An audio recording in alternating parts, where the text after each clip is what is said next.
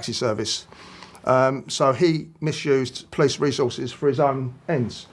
But obviously... Camilla may have kept her composure on the surface, but the moment royal guards reportedly refused entry to guests connected to her at the palace, this stopped being a small embarrassment and started looking like something far more serious. Because what's so striking here is not just that people were turned away at a royal gate. It is what that moment seems to say about power, rank, belonging, and control inside one of the most image-conscious families in the world. In any ordinary household, a guest list problem is awkward. In the royal household, it can feel like a message. And that is why this landed with such force. The real issue is not simply who got in and who did not. The real issue is what happens when someone as visible as Camilla appears unable to guarantee access inside the very institution she is supposed to stand beside. If you enjoy these deep royal breakdowns where we go beyond the headline and into the meaning behind the moment, make sure you stay with me, because this story gets bigger the more you look at it. And that is exactly what happened here. On the surface, some people will say this was probably just palace protocol, a misunderstanding, a security issue, a name not on the correct list, a bureaucratic royal mess. And yes, that is possible. Palaces do not run like casual family homes. There are layers of staff, layers of approval, layers of security, and endless rules about who may enter, who may wait, and who has the authority to clear a guest at the last second. But here is where it becomes uncomfortable. When the guests in question are linked to Camilla, and when the refusal happens publicly enough to trigger whispers, tension, and panic, then it does not remain a harmless mix-up for very long. It turns into a question of status. Who authorized what? Who overruled whom? And who, in that moment, was reminded that access to the palace is not the same thing as ownership of it? That is where this gets interesting. Camilla holds a visible place at the top of royal life, but her position has always been more layered than it looks. She stands beside the king. She appears at major state occasions. She carries the symbols of rank. But symbols and roots are not always the same thing. And in royal life, that difference matters more than almost anything. Camilla is central in public presentation, yet the monarchy still revolves around bloodline, inheritance, and a very old sense of who belongs by history and who belongs by marriage. That may sound cold, but this institution has always been cold in very specific ways. It can be warm in photographs and merciless in structure at the exact same time.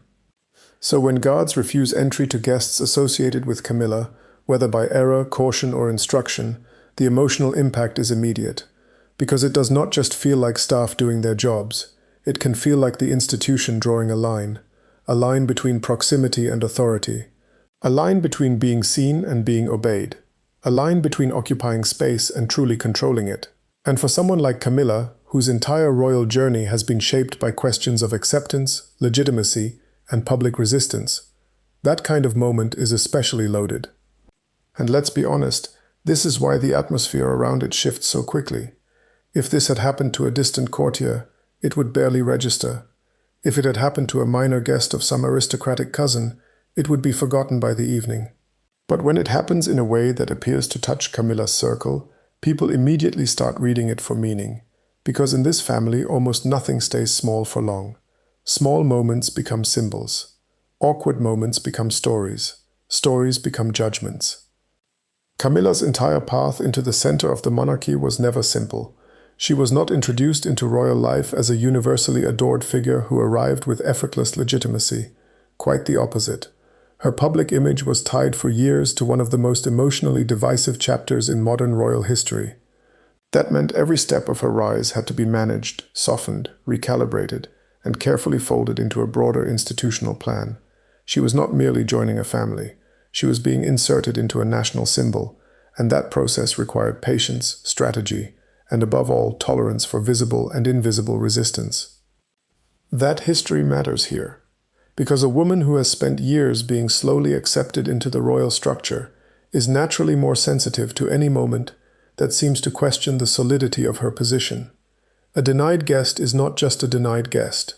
It can feel like an echo, a reminder, a signal that however polished the public image may be today, there are still gates, literal and metaphorical, that do not fully open on her command.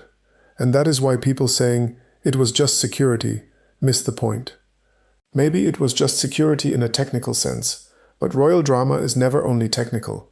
It is emotional, symbolic, hierarchical. A security refusal inside palace life is not neutral once rank gets attached to it. It becomes a mirror. It shows who can smooth things over instantly, who has to explain themselves, and who gets left standing in the discomfort of a very public no. Think about what palace access represents. It is not just entry to a building. It is entry to the center of national ritual, to memory, to authority, to the rooms where presence itself means importance. That is why palaces matter so much in royal storytelling. They are not houses. They are stages of legitimacy. When someone crosses those thresholds easily, it says one thing. When someone is delayed, denied, or questioned, it says another. And if Camilla's guests were stopped while expectations had clearly been set otherwise, then the humiliation would not only be social, it would be symbolic. Now, some observers will instinctively ask whether this reveals deeper unease around Camilla's place in the monarchy. That may sound dramatic, but it is not an unreasonable question, because Camilla's role has always required a careful balancing act. She must appear secure, useful, calm, and unwavering. She must help project continuity without drawing too much attention to the very controversies that once made continuity harder. She must embody service while never looking as though she is grabbing too much power. It is a difficult role, maybe one of the most difficult in modern royal life, and moments like this expose just how fragile that balance can still be. Here's the thing. Royal status is not only about titles. It is about atmosphere. You can tell a lot from the way staff behave, the way invitations are handled, the way doors open or do not open, the way deference is shown or withheld.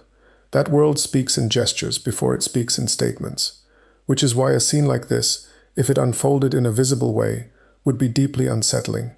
Not because Camilla cannot survive embarrassment, she clearly can, she has survived much worse, but because this kind of embarrassment cuts close to the one thing royal households work hardest to protect, the appearance of seamless order. And when that appearance cracks, even for a second, people start asking dangerous questions. Was there miscommunication between Camilla's office and palace security?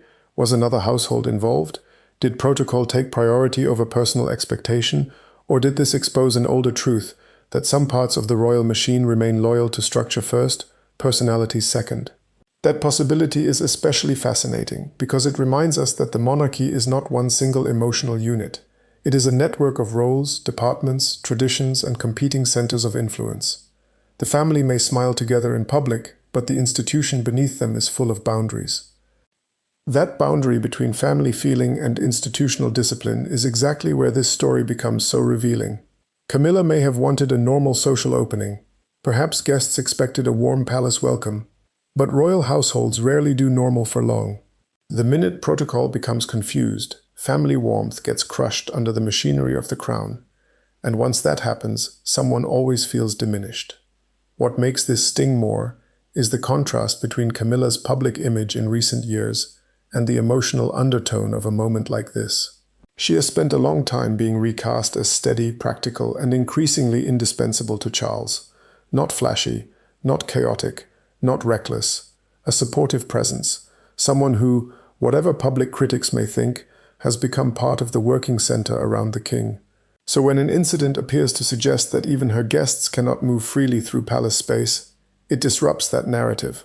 Suddenly she does not look like the settled royal partner standing securely at the heart of the machine. She looks vulnerable to it.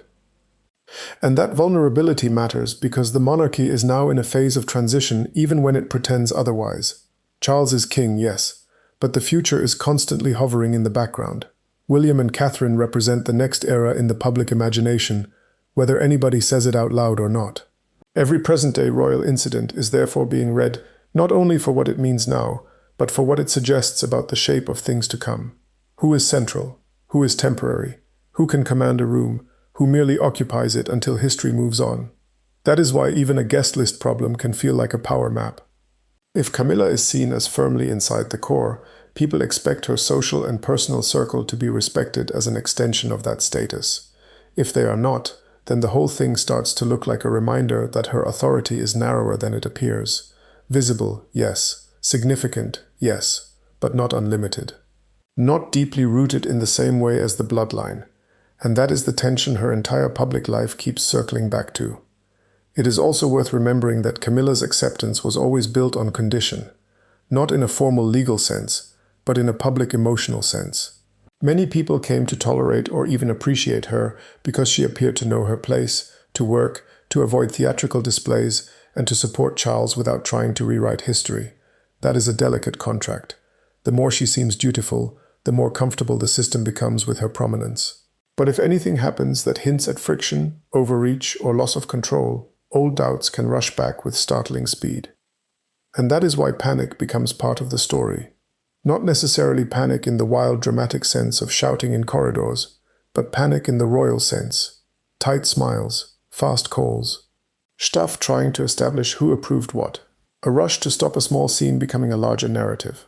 In palaces, panic often looks polished. It wears a calm face while the damage control happens behind it. That almost makes it more fascinating, not less. Because imagine the emotional layers here. For the guests, it is embarrassing. For staff, it is risky. For Camilla, it is personal and symbolic at once. And for the wider palace ecosystem, it is dangerous because it feeds a story the monarchy hates. That beneath the choreography, there are tensions over rank, access, and relevance. That there is still a distinction between the royal born into the system and the royal folded into it later. Between ancient entitlement and negotiated belonging. That distinction may sound harsh, but royal history is full of it. Marriages can elevate people dramatically, yet elevation is not always the same as unquestioned acceptance. Wives, husbands, in-laws, companions, and second-generation figures have often had to learn this the hard way. They may glitter at banquets and stand on balconies, but the institution still keeps an internal ledger of origin, purpose, and permanence. It remembers who carries the line and who married into its shadow. This is where Charles becomes crucial to the story, because Camilla's strength within the system is inseparable from him. Her standing is not random. It has been built through his loyalty, his insistence, and the long effort to place her beside him in a role once thought politically and emotionally impossible. In that sense, a refusal affecting her guests can also be read as something larger.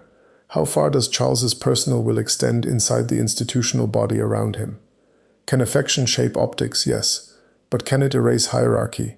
Not always. Can it command instinctive deference from every layer of palace operation? That is less certain.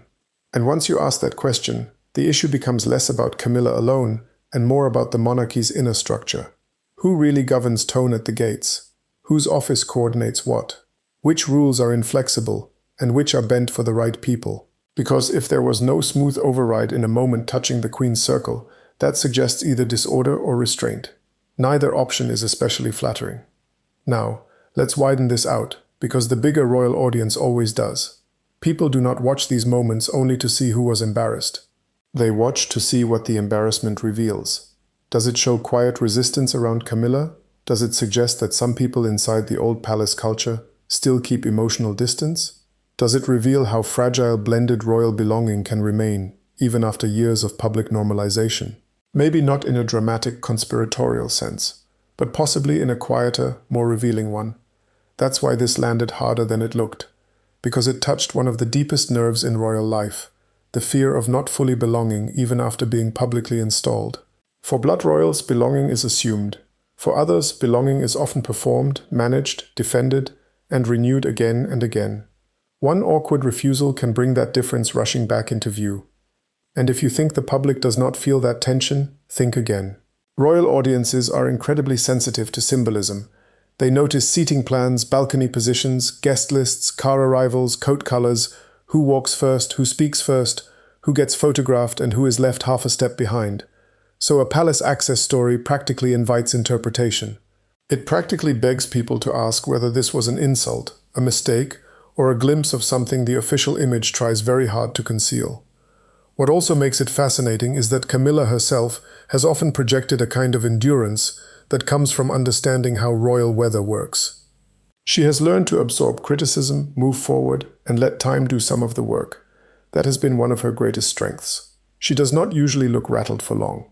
But even so, there are some moments that cut deeper, because they do not just bruise the ego, they bruise the narrative.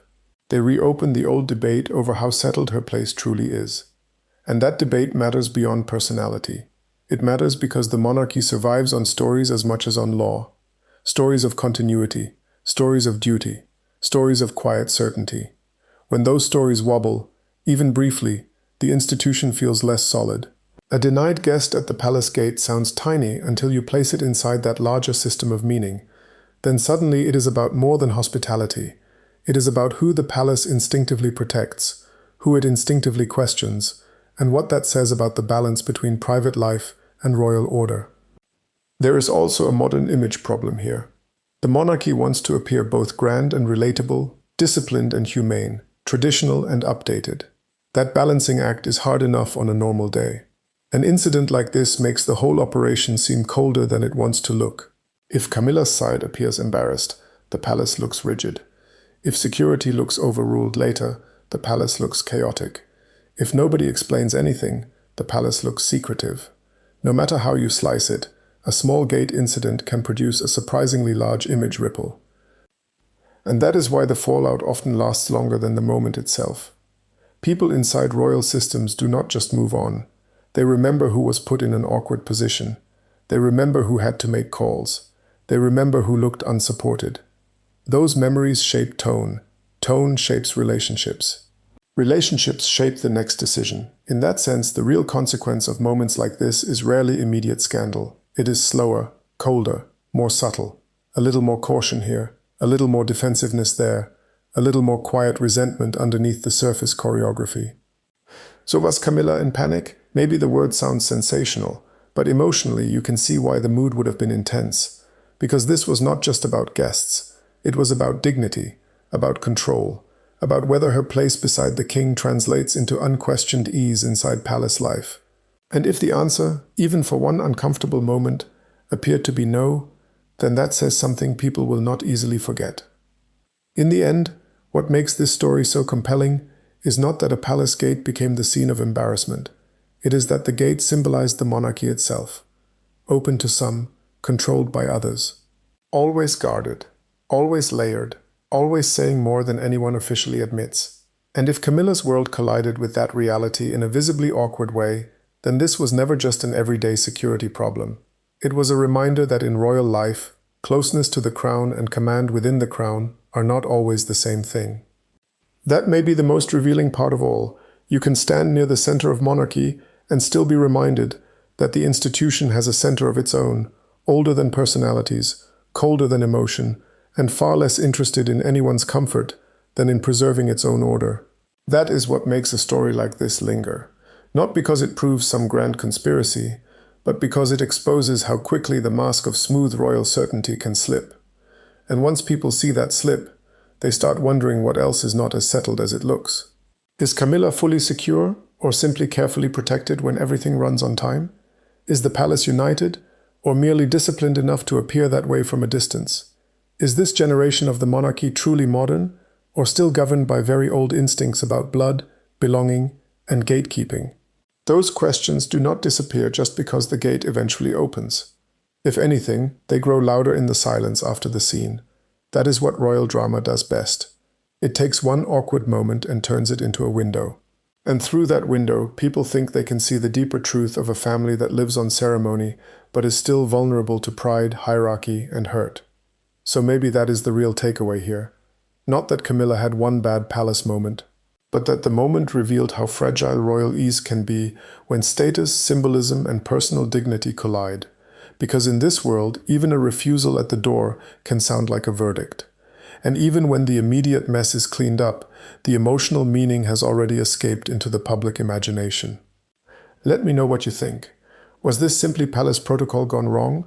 Or did it reveal something more uncomfortable about Camilla's true standing inside the royal system? Because the more you sit with this story, the harder it is to believe the gate was the only thing being guarded.